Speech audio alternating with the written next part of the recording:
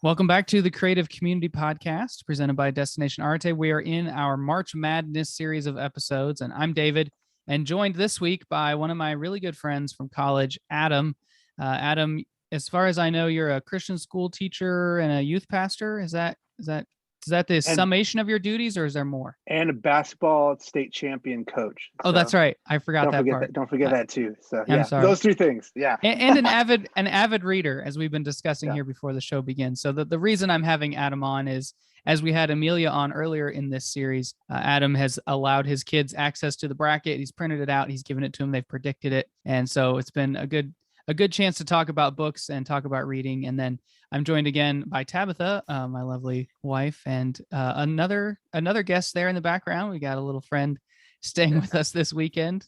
So not a permanent member, but definitely a permanent fixture in this episode already. So if you see Tabitha frantically scrambling, she's on pet sitting duty for some reason.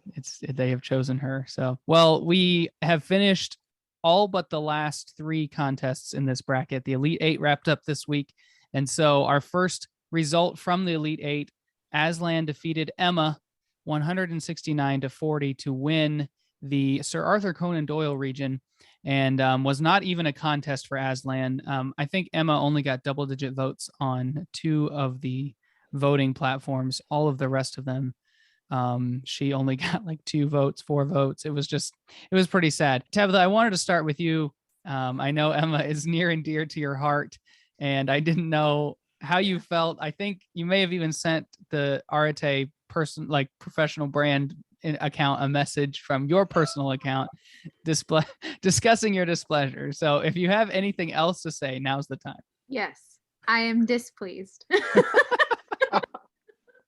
I guess a better question is, why should Emma have beaten Aslan in your opinion? I think I've made it very clear already that I am a very avid Jane Austen fan across the board. To add to that, my absolute favorite Jane Austen story is Emma. Most people are like, oh, Pride and Prejudice is the best one, or my friend Ariana thinks Persuasion is the best one, but they're all wrong. Emma is the best one.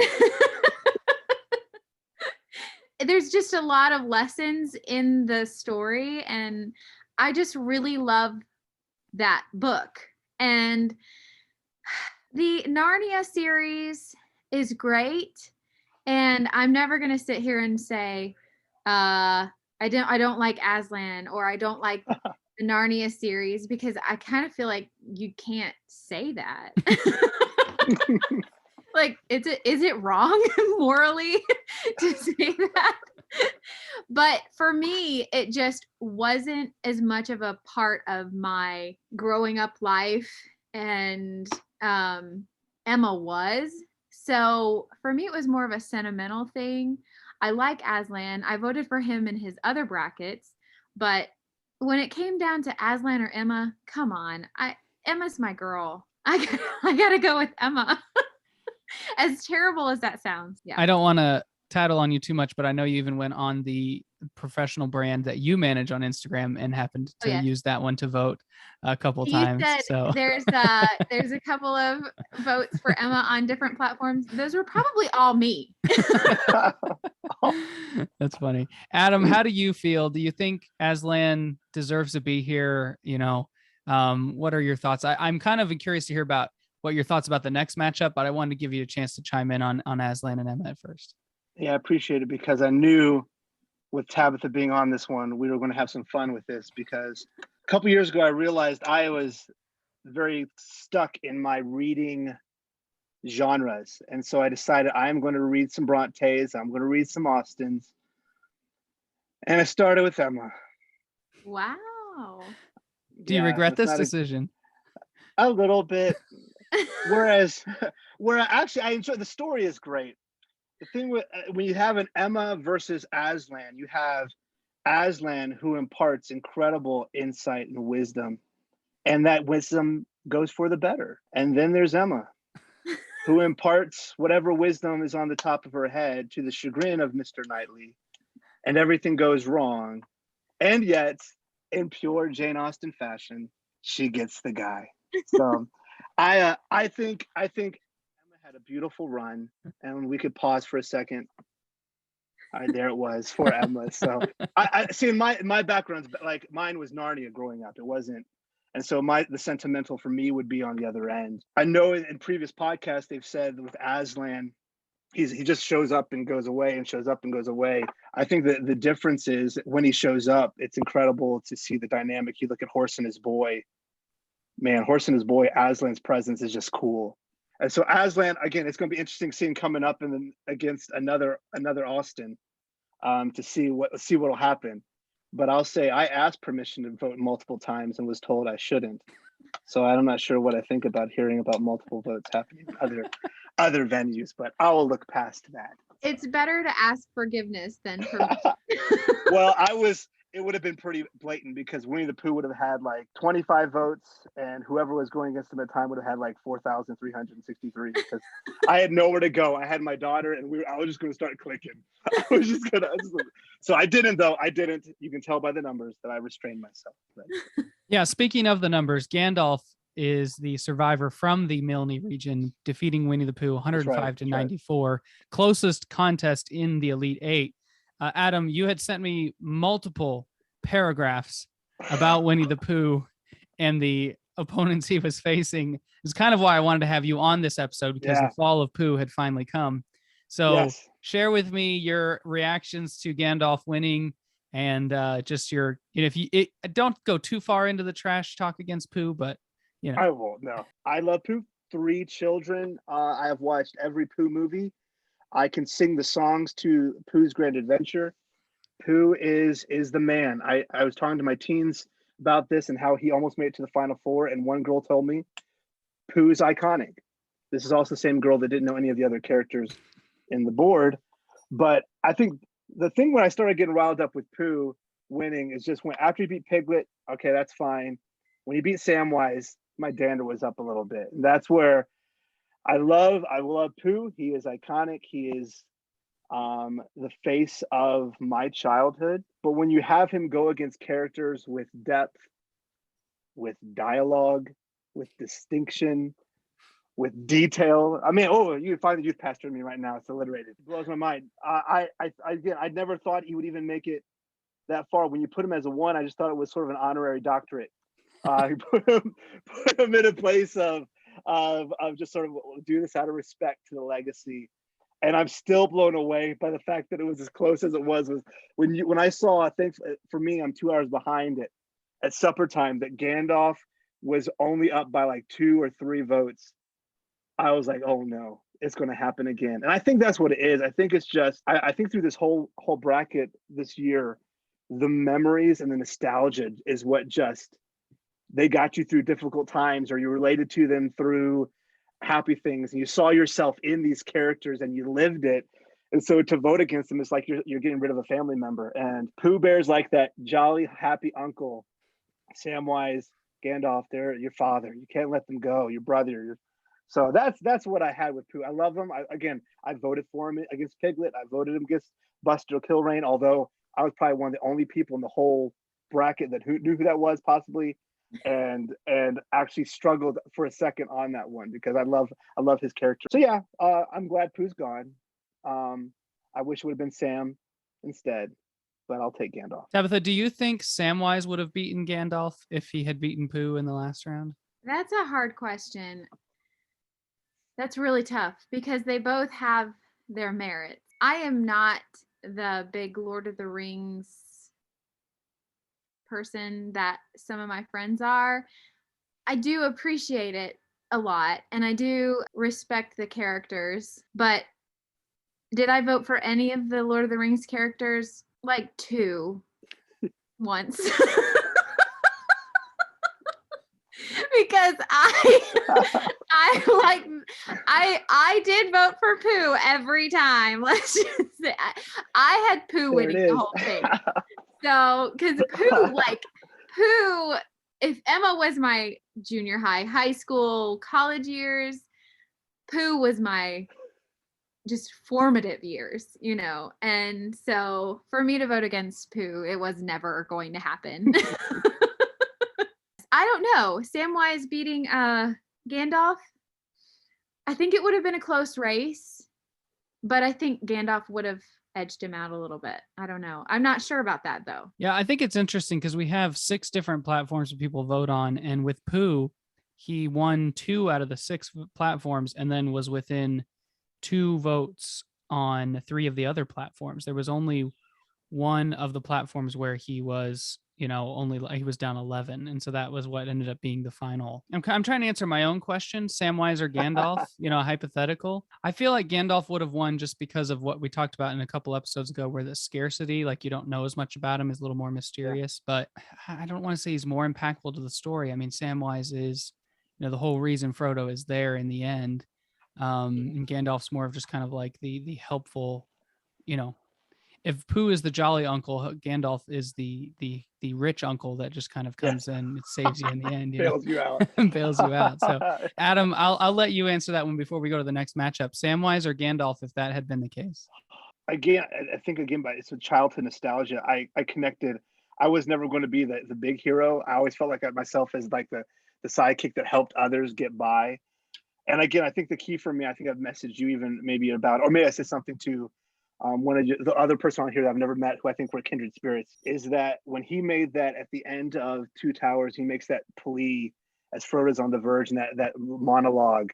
I'm like, yeah, this guy who you thought is just sort of this jolly green giant of a hobbit is there's substance there, and there's more. Gandalf, though, he does change and transforms even from gray to white and all the things that go on into that. So I would have let towards Samwise, but there may have been some wrestling going on. It would not have been as easy as the Pooh Bear might have been. Well, speaking of Lord of the Rings, the next bracket in our region, in our bracket, was the Montgomery region, with Anne Shirley being the 1 seed there, but nowhere to be seen as the 11 seed Robin Hood and the 12 seed Aragorn went at it, and Aragorn won 125-53. Just no doubt in people's minds that he deserved to advance. Adam, as Aragorn advances, a similar character to Robin Hood in some ways, but yet completely different in others as far as royalty and leadership, I think. Are you thinking that this is going to be the hardest decision of the bracket, Aragorn and Gandalf in the final 4? Or you think it's not going to be as hard as other hypothetical situations we've discussed? Man, this is the one that blew my mind.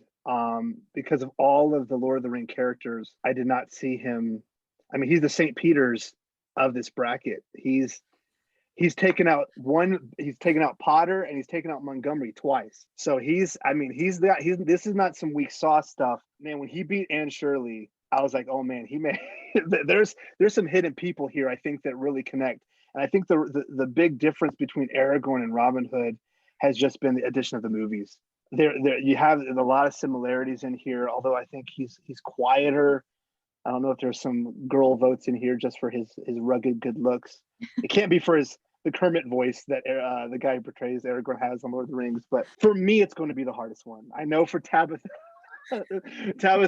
poor Tabitha, 1 Lewis and 2 Tolkiens in the final, in the 3 of the 4. I know it's been rough. That's how my basketball bracket feels right now. Yeah, for me, it's going to be harder. Although I think I probably am not going to go. But he truly came out of nowhere. I don't know if it's just, I can't say it's the matchups because he didn't get easy ones. Gilbert and Shirley, I think the easiest one was the Robin Hood one for him, and that's in the Elite 8. So I think it's going to be, for those Lord of the Rings fans in here and the ones who have been getting him through, it's going to be pulling teeth, I think, here. Tabitha, are you happy that I made it so that the 2 Lord of the Rings characters play each other, so there's only going to be one left, so that we don't have an all Tolkien final on Wednesday morning? Or Yes, I was going to compliment you on that, actually, because I'm really thankful that you did that, because I didn't want any of them in the final.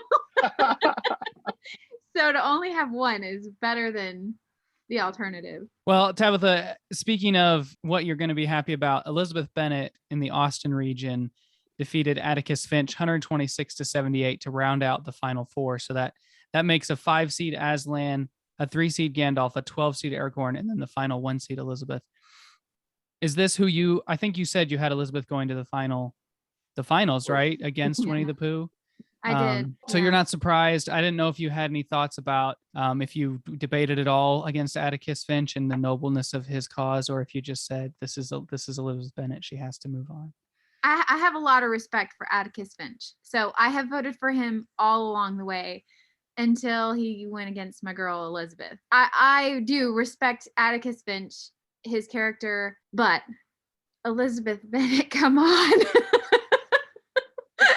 So, and I knew, my personal favorite is Emma, but I knew that really of all the Jane Austens, Pride and Prejudice is the most popular. So if anybody from Jane Austen's books was going to make it, I knew it was going to be Elizabeth. So yes, I had her going against Pooh in the final. I had her losing, but Pooh's out, so that's obviously not going to happen. So now I'm rooting for her. Well, Adam, I don't know if you thought about this at all when we were preparing for this episode, but Elizabeth, the only main character left. Yeah. 4 characters left, and she's the only one. I don't know if you had considered maybe why that is, or if it had even crossed your mind. Yeah, and her bracket, I felt like, again, Atticus's place, and I agree with, again, one of the previous podcasts. I was amazed at how many To Kill a Mockingbirds there were compared to some other ones, but I felt like she, like, I know, but it's a short book. I think of Sherlock Holmes, it was Sherlock Holmes versus Atticus Finch. Sherlock Holmes would have won. I think if you had put almost any other main character against, I think it worked out well. I don't think Elizabeth needed it. I think sometimes we don't view these side characters as much as we realize how much we value them. I think we see them in, this is not going to happen without Samwise almost throwing Frodo in. This is not going to happen without Aslan coming along, or Aragorn coming to helping, or it's amazing to me how many, we got these secondary, some of the 3rd or 4th level characters getting in. I don't know if that's the reason, or it's just, for me, it's really surprising as well. It blows my mind. Yeah, well, with only 4 characters left, I wanted to ask you guys, obviously, Tabitha, you have played your hand here. You think Elizabeth is going to be the champion, so that's your prediction. Adam, can you make a prediction out of these 4?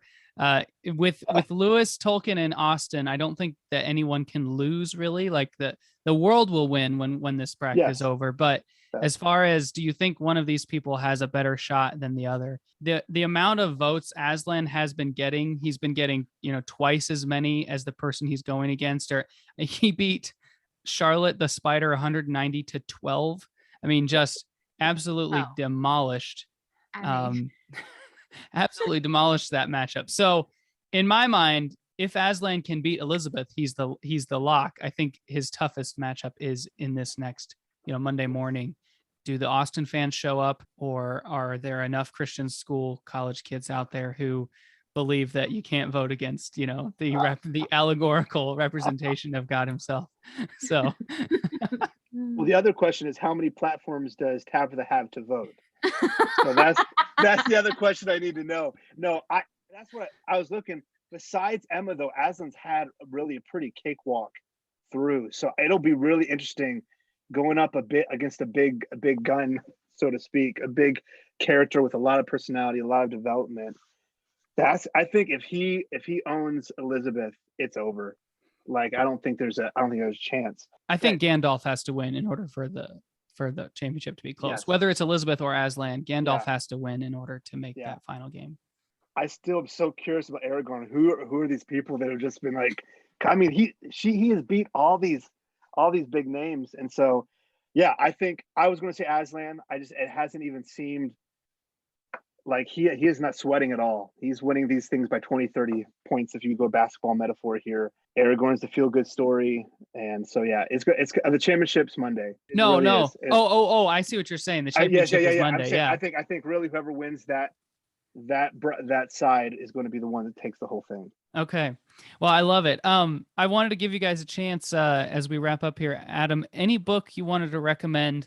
Initially, it was any book from this bracket that you want to recommend, but you know what? We can do whatever we want to. It's our podcast. So if you have any book in the world you want to recommend, you go for that. But... Oh, in the world. Well, when you sort of gave me feelers before you said this bracket, so I'll stay in the bracket. I wrestled with this because I feel like a lot what I assume people have read, they haven't read. And again, this movie sort of make it easier to say I'm not going to read.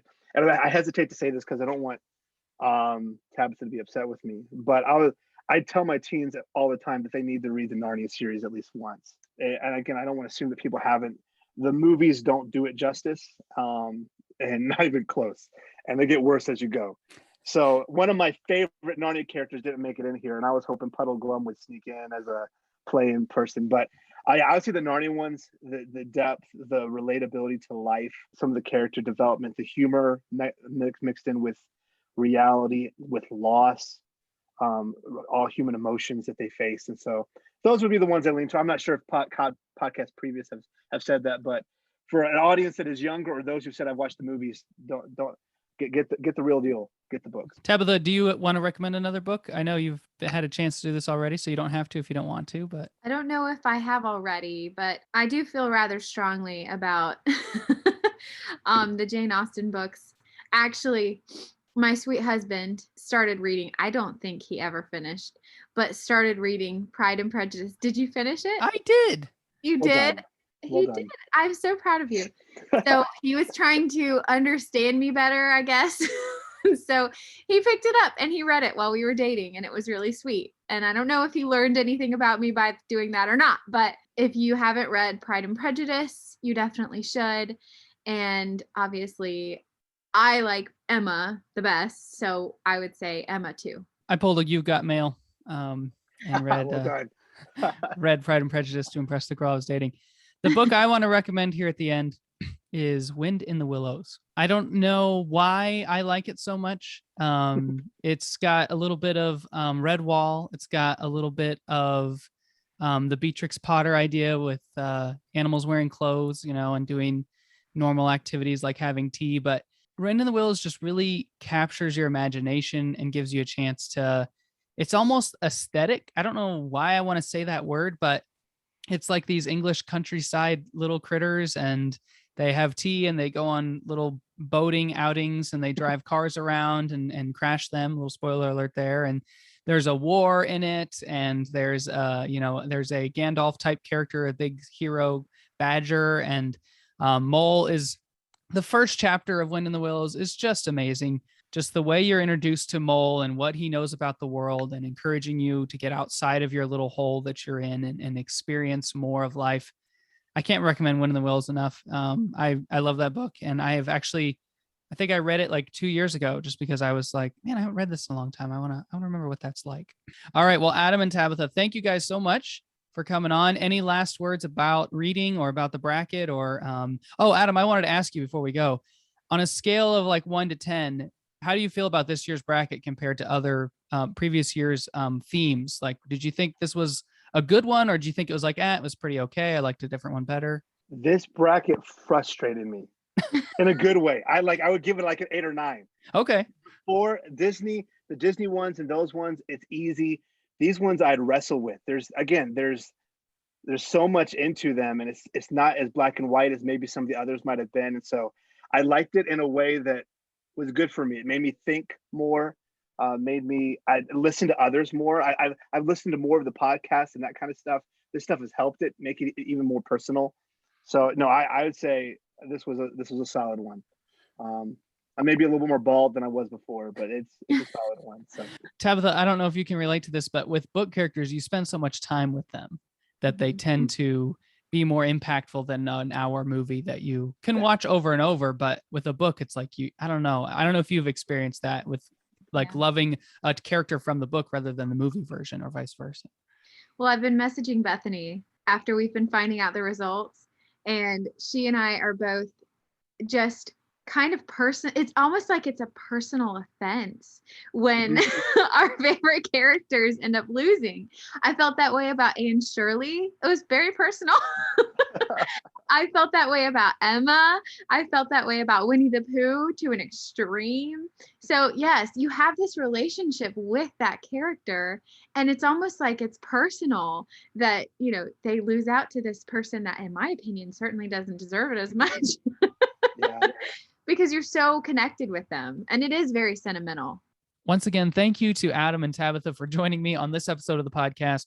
I've been having a blast connecting with members of our community. Adam, I want to let you guys know, big supporter of the bracket for the last 5 years. I think he sends me direct messages on Facebook, probably after every round. He always has something to say. He's always invested, whether it's Disney characters, Disney songs, or book characters, all of the things we've done. He's really been enjoying it. So If you want to hear more episodes like this one, we're on Spotify, we're on Apple Podcasts, we're on Amazon Podcasts, we're on Google Podcasts, we're on SoundCloud for free. And then we're also on YouTube with video podcasts called the Creative Community Podcast on all those platforms. If you want to be the first to know about events that we're having in your area, we've got 2 events lined up this year. One of them has already been announced in Florida, coming on April 8th, if I remember correctly. Sign up for our newsletter, destinationarete@gmail.com or destinationarete.com/contact. Both of those ways will get you signed up to the newsletter.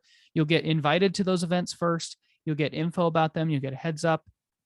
It's a really great way to stay in touch with us. And as we start telling more stories this year with more members of our communities, you'll get to know about those too.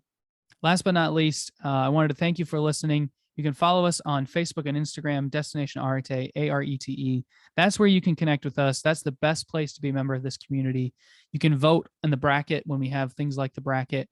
You can participate in polls and talkbacks, and you can share resources with us, all those different things. We love connecting with you on those platforms. Mark and I are always checking that out to see what our community is up to. We will be back in 1 week with the final episode from the 5th annual Destination Arete March Madness Bracket Challenge.